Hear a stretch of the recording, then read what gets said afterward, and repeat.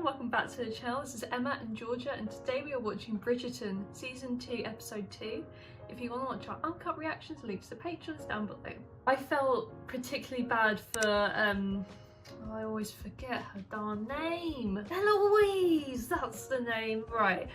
I felt so bad for Eloise when she had to do what Daphne did and walk up that aisle to the Queen at the end. Oh, I'd throw up on spot. I'd be so nervous, and she was very nervous, but luckily was interrupted by Lady Whistledown and her daily news has come in.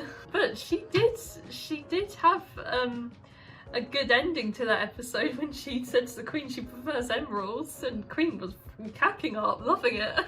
They talk about women like they're cattle. Literally gotta have this, gotta have that, you know. Literally they're just for breeding, then cast them aside to take care of the kids. None of them are really going in it for love by the sounds of it at all. Especially those men that Auntie was talking to outside. And Kate heard everything, and rightfully so, she was pissed. And I think any woman would be. I certainly was. They must get annoyed, but they don't voice it, and it's such a shame, but back in that time it was like that. I mean, if Kate goes into the Bridgerton family, you know, she would be sisters. But yeah, I think they do share some very similar views, and I love them both because of how rebellious they are. It makes a change, especially the likes of Cressida, who's an absolute bitch. You know, she's just sucking up to whoever man comes her way, but Kate and Eloise, they are strong, independent women. Any suitor wishing to gain an audience with Miss Edwina Sharma must first tame the rather prickly spinster of the beast, otherwise known as her sister. It does compliment her. I see you've left off Lord Bridgerton. Oh, now he is what Edwina is looking for. He stated rather clearly that he seeks a wife only to fulfill his duty, and in fact does not believe in love at all. Lord Lumley will turn the Viscount into a distant memory. I'm certain. Every rose does have its thorn, after all. I'm loving this contrast here. Anthony's pretty set on charming the sister, but we'll see. Miss Sharma, wow. am I to be kept at this threshold all day? I say we heed the young lady and wait with the grace our hostess affords us. Thank you, Lord. Bridgerton. As I think of it, she may be free. Ah. After December. Unless, of course, she is on her honeymoon by then.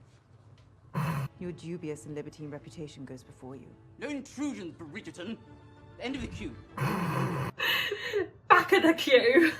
I think he has too much pride to go to the back of the queue. I do not think Lady Whistledown has changed her entire style of writing since her last issue. Perhaps not, but perhaps she still can. Perhaps she does not want to. Penelope, you can't keep defending it. It's going to become obvious. What you must find, my dear, is happiness. And not Lady Whistledown, but someone more like Colin.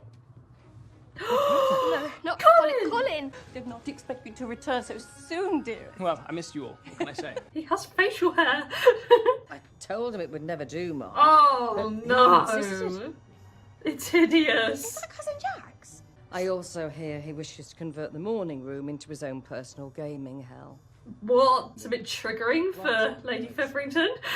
Mr. Finch said he wished for nothing to distract from his bride, if you can Those believe two it. planning their nuptials. Allow me to introduce Miss Sharma and Miss Edwina Sharma. I'm afraid my sister already has an escort for today, Mr. She is so set on this guy. I was hoping to speak with you. Oh, interesting. I have visited. It's a wondrous place. You must He visit again. seems nice. Every minute of every day. We should find our seats. Yeah, make him jealous. Go on, girl. Lord Bridgerton, allow me to introduce myself. Mr. Thomas Dorset. Don't care. There are many excellent, affectionate families of the Ton, are there not? Though none quite as inviting as the Bridgertons. Even he's like, I know! He's like, oh yeah, take her, you know. Speaking of refreshments, I could not help but notice the ladies are without. We are perfectly content, thank you. It is an unseasonably hot day, and any gentleman would make sure... Miss Edwina, allow me to fetch a lemonade for you. Oh my god, this is so bad. Oh. He's Splendid day for a race. Pen. Oh, Colin! We did not get a chance to speak this morning. Didn't see you there. But You read and replied to more of my letters than anyone else. I suppose I did, though there was always so much more to say than one could put onto the page. Oh, this is one of the best ships. Well, I was never on my own, of course. Oh. You met someone. The paper stock is the same texture as that of Whistledown. Rain, the way the light seeps through when you hold it to the sky. Look. Oh, she's getting there. And it is hot, meaning he will struggle to make headway, overheat and slow down during the final leg, giving High Flyer a much swifter, lighter, cooler horse the victory. Suck on that, Bridgerton. Yeah, it's quite barbaric, especially when they fall. Should we separate them? It's all in good spirit, you think? Yes, I'm having such fun. Such fun! Such fun! Those two are going crazy. Yes, she won! Oh, take my arm. I'll take you down to see him. Oh, very suave. Excellent idea. Oh, poor guy. Viscount does not like to lose. He's never stomached it, even back at Oxford. I thought you met today. I have said too much. You are going to say much more this very moment. I must assure you that my interest in you today was genuine. Genuine in the sense you were sent here to distract me, also Lord Bridgerton could get closer to my sister. I meant no harm. I only wish to spend time with you. She's so young and impressionable. I'm not here in search of gossip. No? Private information about the season's most eligible bachelor, then? Ooh. The rights of woman. The exploration of her mind, a mind which I can already discern is far, far superior to yours. Might not want to throw out insults right now. This is not... If women's rights are what you're after, then perhaps that is what you need to be reading. If I should ever see Lady Whistledown, I'll be sure to let her know that her leading admirer says hello. A double look. Oh, look, they got married. Oh, how wonderful. You ensured the dowry was paid. Of course I ensured the dowry was paid. God, they argue so loudly. You seek to unmask Lady Whistledown with the help of your diamond. The writer will assuredly seek access to her, and when she does, Her Majesty will be waiting. Oh, so she has her own intentions. She'll make a perfectly agreeable wife. What he means to say is that he's already dismissed every other young lady in town. Well, why should I be the one to admit defeat? You can't lose. I brought a gift for Miss Edwina. Take your Trojan horse elsewhere. I assure you, Miss Trojan Charlotte, horse. This is a very real horse. I'd not recommend trying to climb inside. I know you are polished. I know you are careful. I know you make promises without so much as uttering a word. There is not much more I need to know. There's so much for you to know. Has it ever occurred to you this might in fact be about what your sister wishes for instead? Oh, the horse is for me. But I thought you loved animals. That horse is a character from a novel of love, in fact. Something for which my sister is an enthusiast. Oh, God, this is awkward. I adore it. That smug face.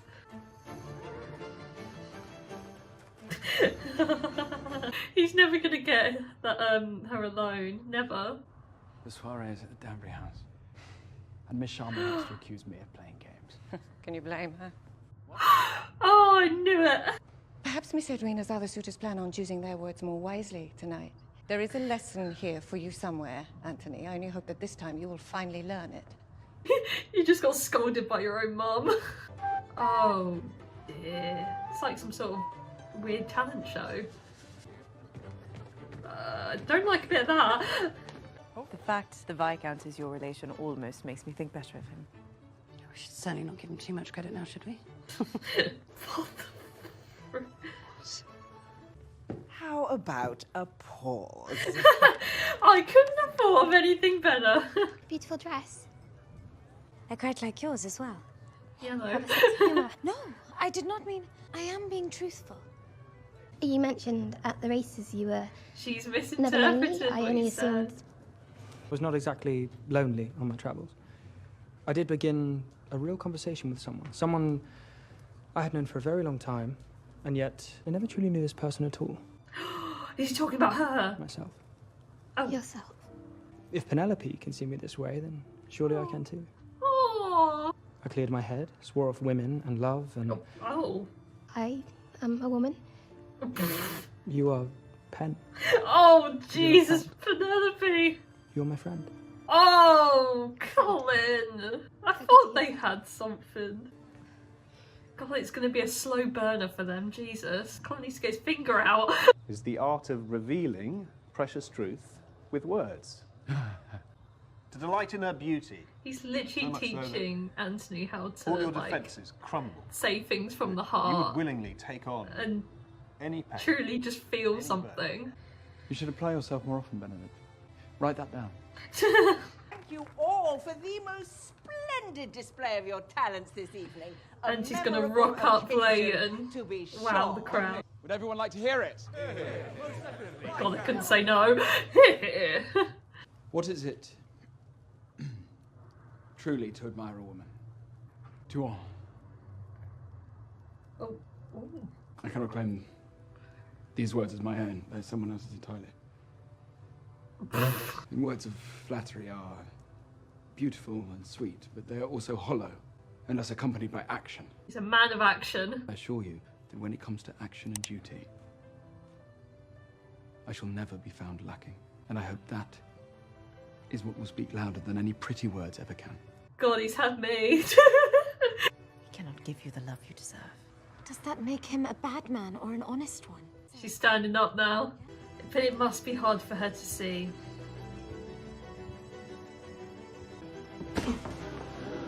She has caused a scene. I do not care what a single person here thinks of me.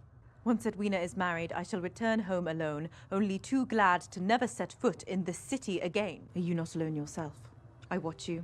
I see you. You are more than content. Because oh my goodness, going up against her. Lived a life. I have earned the right to do whatever I please, whenever I please, and however I please to do it. I know, she's still so young. She needs Vermin to stop being so stubborn and just find love for herself. I shall leave it to you, dear reader, as to which do the most harm.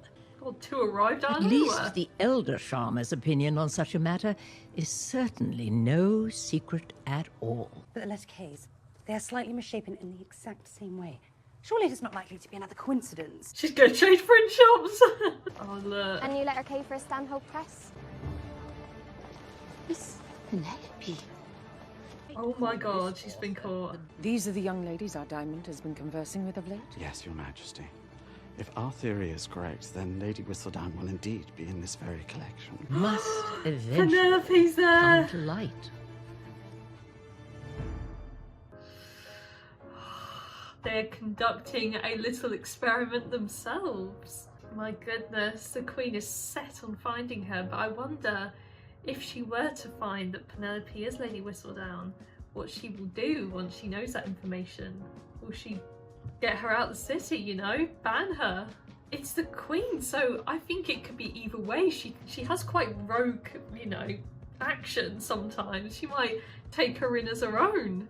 Be like, hey, you can live here with me, why not? Eloise is putting in a good shift trying to find out who this is, and she is very, very close. It's been staring her in the face. She's so oblivious. It's gotta be Penelope. Jesus, Penelope defends Lady Whistledown so much. How is she not cottoned on? She's not as a good detective as she claims. Oh, speaking of Penelope, I just wish Colin would just pick up on the signs. It's so obvious. It's so not like, I get like, he was on this journey of self-discovery when he went away, and you would have thought, while he reflected on his time at home, that he would see the signs of Penelope. She's writing to him all the time, and he would have seen it. I know, big time. He said, like, you're an exception to the women because you're my friend. Like, what? And she's openly said, like, I want to hear more about your travels. And she even said, I'm a woman. If that is not a proclaim of interest, I don't know what is. I think things have reached an ugly head at the end of this episode, where Kate sort of got out-trumped. Yeah, she's been done out now. Anthony has got his claws in, and her sister, rightfully so, has got an interest in him. And, you know, it's her decision who she chooses to love, and I think Anthony has done a good job of opening up that evening, and she's clearly smitten by it, and there's nothing really Kate can do now. it's a hard slap in the face though, because she does like him as much as she'd like to not admit it. It's hard. It must be so hard for her to watch. But at what cost has he won? I think I know Auntie's a bit of an idiot. I don't believe he doesn't feel something for Kate. I think he does, but he's torn between doing his duty and going for that love, which is so horrific for him. And it's sad. I want Kate to be happy. I want her to be happy with him, but it doesn't seem like that's the case at the moment. And I think if he spends more time with Edwina, he'll realise maybe this girl isn't the one for me.